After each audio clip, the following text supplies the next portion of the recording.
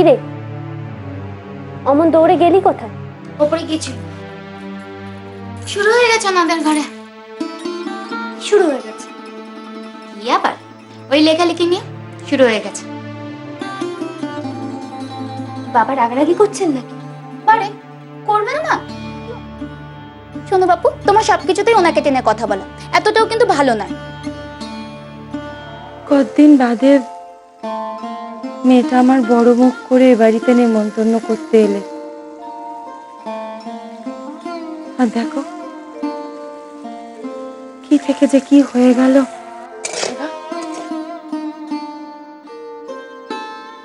এই নিয়ে মেয়েটাকে তার শ্বশুর বাড়িতে কেউ কিছু বলবে না তো?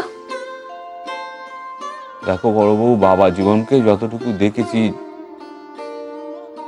যা চিনি, তাতে মনে হয় না এই নিয়ে একটি কথাও সে বলবে।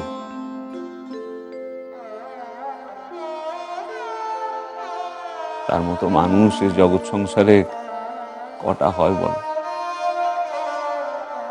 আমার কাঁধের থেকে বোঝাখানা নিজের দায়িত্বে নিজের কাঁধে তুলে নিতে মেয়েটাকে আমার কি সুখেই রেখেছে।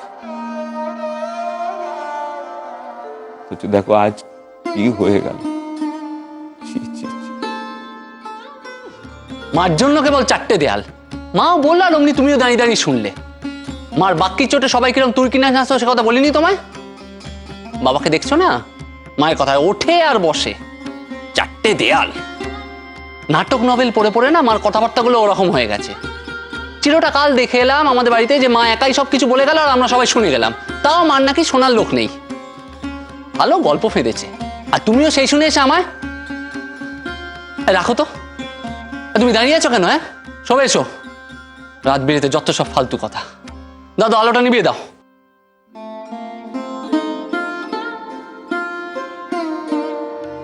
এই কেন মেজো কাকা মেজো খুড়িকে দেখছি না, বাবা নেই, বাবা একটা কাজে বেরিয়েছে।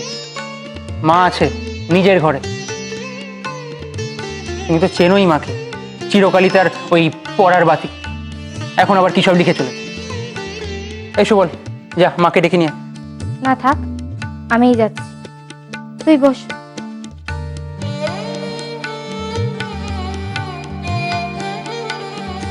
তা যাই বাবু, আপনার স্কুল কেমন চলছে?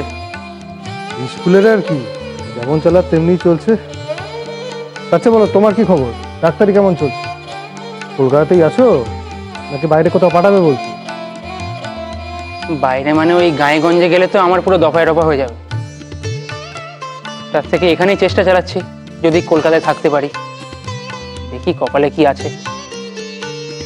এ কি, তোমরা ওখানে কেন? এদিকে এসো। ছোটবেলায় তোমার ঘরখানায় যেতে এত ভালো লাগতো, তোমার মনে পড়ে মেজো খুড়ি? কেমন ছিলাম আমি,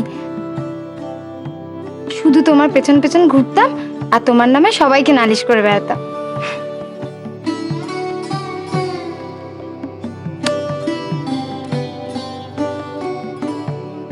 জানি রে,